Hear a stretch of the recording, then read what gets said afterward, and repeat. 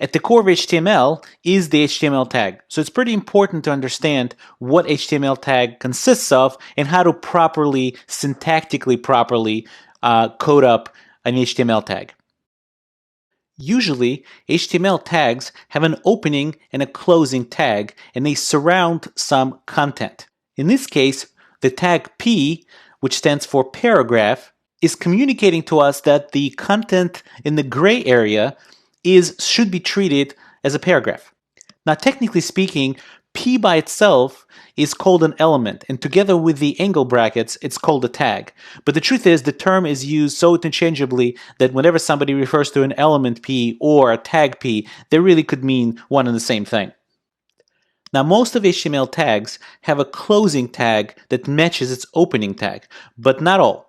For example, the BR and HR tag, BR stands for line break and HR stands for horizontal rule, only have an opening tag. They don't have a closing tag at all. Now, every HTML element can have predefined attributes. So we will learn some of the most common ones as we progress in the course, but here's what you need to know about tag attributes in general. Attribute is a name-value pair that is kind of a metadata about the element itself that it's being applied to. So in this example, we're assigning my ID as the value of the ID attribute. Each attribute has its own rules for the meaning of its value. So for example, ID attribute being assigned in as example has to be unique within the scope of the entire HTML document. In other words, no other element of any kind in the web page is allowed to have its ID attribute equal to the string my ID. If there's another element with the same value for ID, that would mean that the web page contains invalid HTML, which can potentially break some styling or even functionality of the page.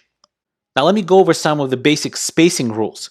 No space is allowed to exist between the opening bracket and the tag name. And likewise, space is not allowed between the opening bracket and the / of the closing tag. However, you must have at least one space between the tag itself and any of its attributes.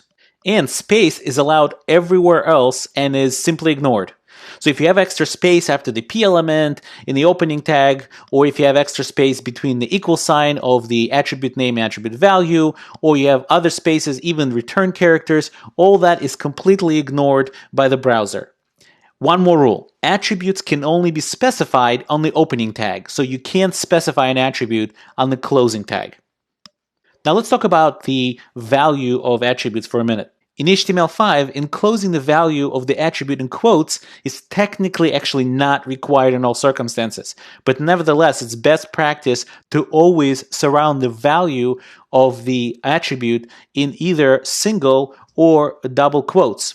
It doesn't matter whether you use single or double quotes, they really are equivalent in HTML.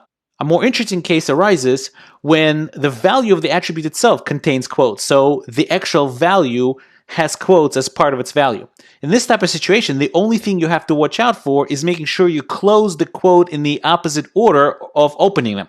So if the last quote was a single quote, it must be closed first. Which quotes you start with doesn't make any difference. You could start with double quotes, as we have in the example here, or you could start with single quotes. You could also nest these as many times as you want, as long as you close them, obviously, in the proper order. But in practice, it's kind of very rare that you have to have more than 2 levels of quotes. Any more than that, and your code just becomes messy and hard to read. Now, if you've dealt with previous versions of HTML, especially XHTML, you might be familiar with the idea of a self-closing tag. A self-closing tag is basically an XML type of shorthand notation for a tag that happens to not to contain any content. For example, if we wanted to have a placeholder in our HTML document for some other content that we'll dynamically perhaps insert at some later point, that would be one example when we would need to have an HTML tag that has no content to begin with. However, in HTML5, the tags are a little bit more semantic. So if an HTML5 tag is capable, meaning it can possibly ever have some content, it is illegal for that tag to be self-closing, even if there's no content at the moment. So instead, you have to provide an opening and the closing tags without any space in between them to signify and to communicate the lack of content as surrounded by this tag. So in summary, we went over the anatomy of an HTML tag, the opening, the closing tags, the fact that it can have attributes describing what the tag itself is. Remember, they could use double and single quotes interchangeably. Just make sure that if there's actual quotes in the value of an attribute, you have to interchange them in the same order that you opened them. You have to close them in the opposite order. And we also went over how to specify a tag without any content inside HTML5, for which the rules are a little bit different than for the previous versions of HTML. Next, we're going to talk about how to create the basic HTML document structure.